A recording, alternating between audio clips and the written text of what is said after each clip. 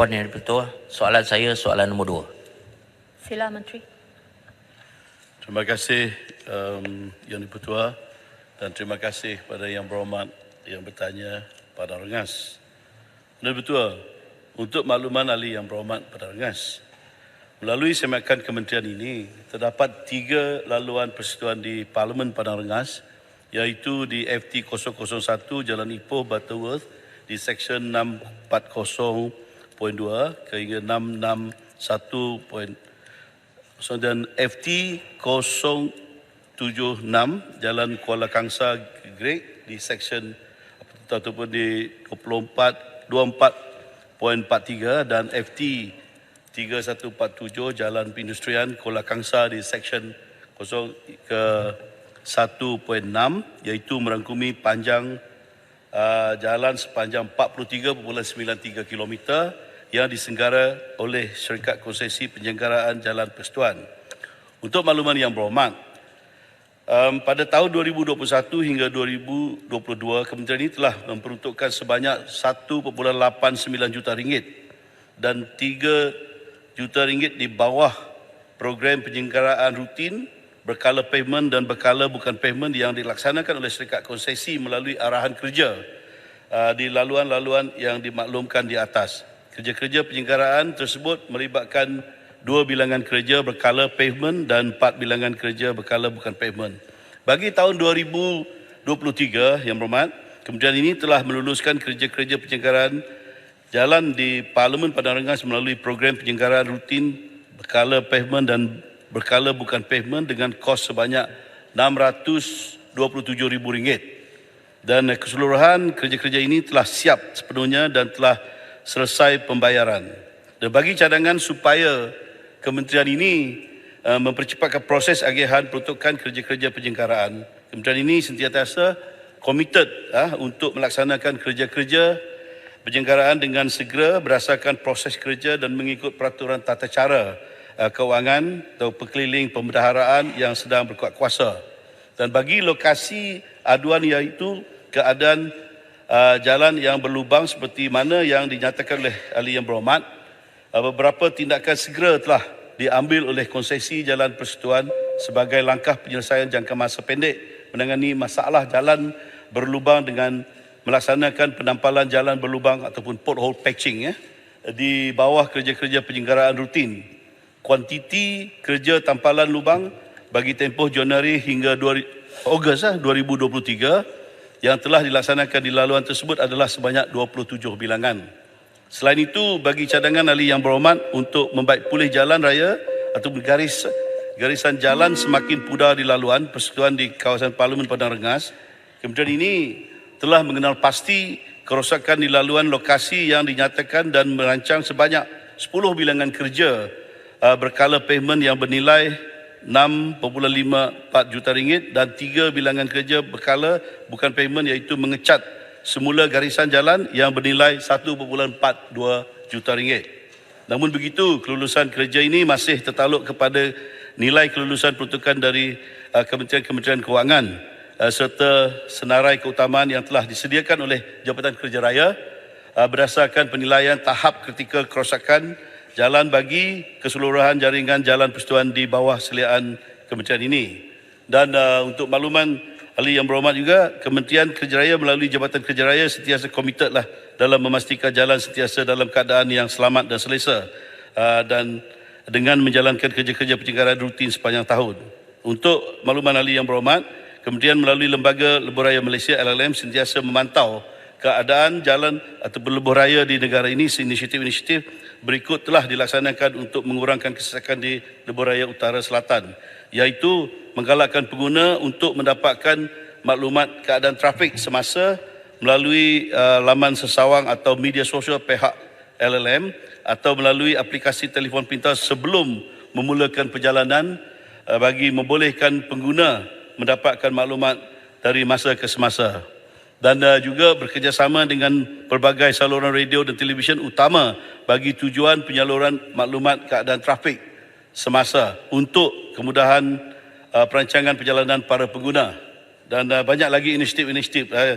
Bagi jawapan tertulis. Mungkin saya boleh bagi kepada Yang Berhormat secara bertulis sebab ini panjang.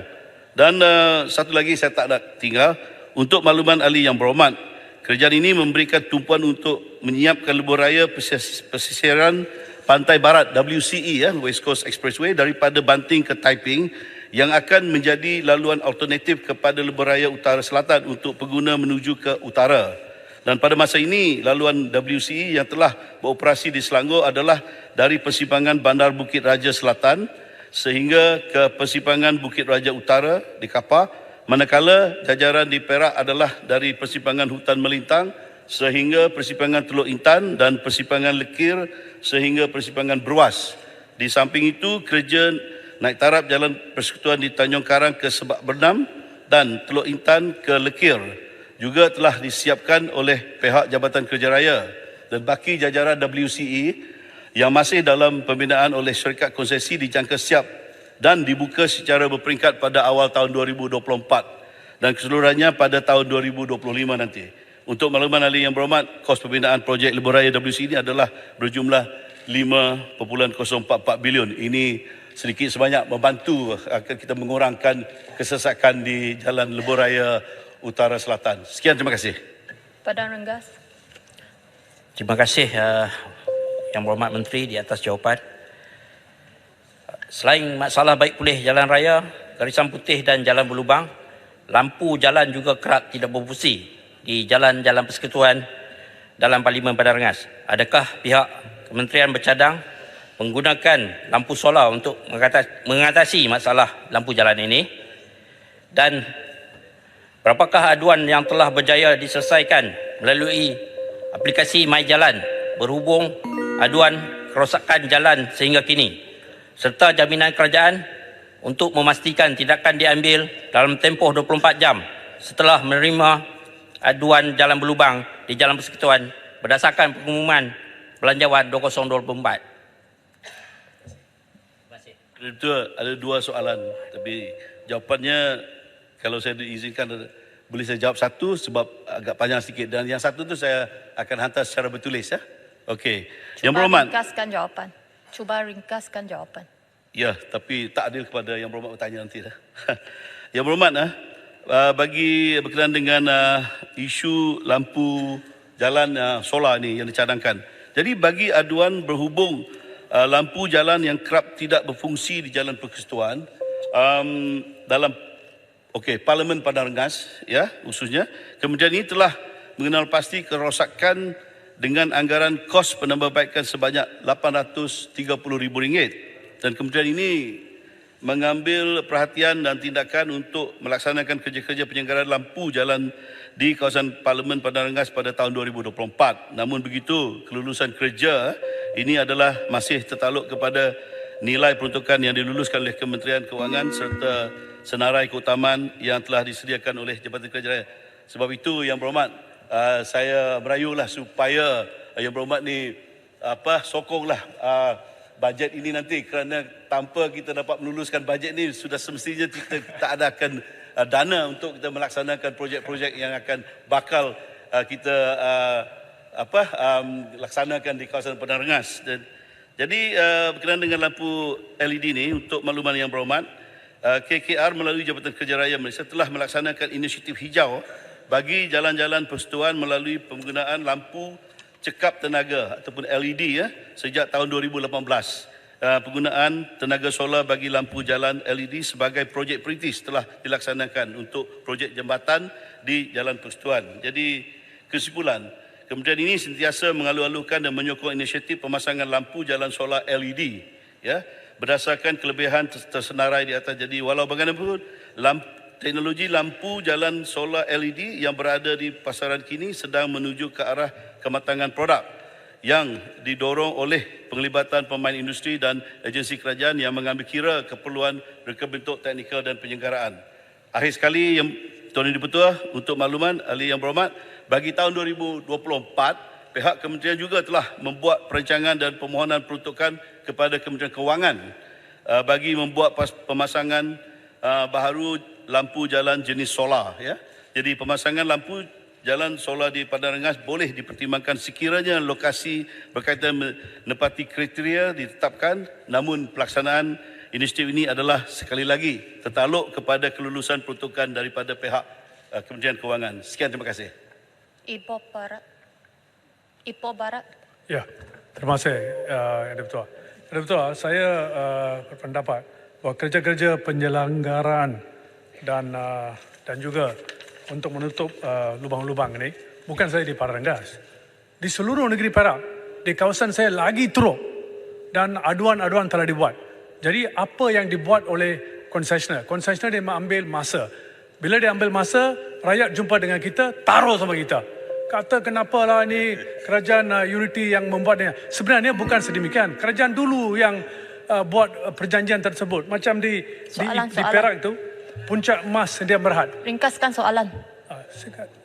Jadi dengan Puncak Emas dengan Sdn Bhd dan juga dengan PJD Link dan sebagainya. Jadi soalan saya, untuk mengatasi masalah-masalah ini, bolehkah concessional agreement itu di-declassify supaya bukan di sweep under the carpet, di mana kita tak tahu apa di terma-terma. Adakah kerajaan rela? Kalau tidak, kenapa? Ya, soalannya bolehkah itu boleh diklasifikasi ya?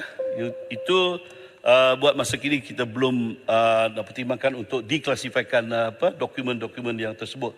Satu jawapannya. Jadi untuk menangani masalah, memang kita akui masalah lubang-lubang jalan ini di seluruh negara. Sebab tu pernah berapa kali saya menyatakan berapa ribu lubang jalan kita kenal pasti dan berapa ribu juga setelah kita berjaya lah untuk membuat kerja-kerja membaiki penampalan jalan. Saya ada data-data, tapi nanti saya akan bagi secara bertulis lah, ya, sebab masa kita terhad sangat. Tapi yang berhormat, ya, kita dah ada program yang kita kata apps, aplikasi kempen yang telah kita lancarkan oleh Yang Berhormat sendiri, Perdana Menteri.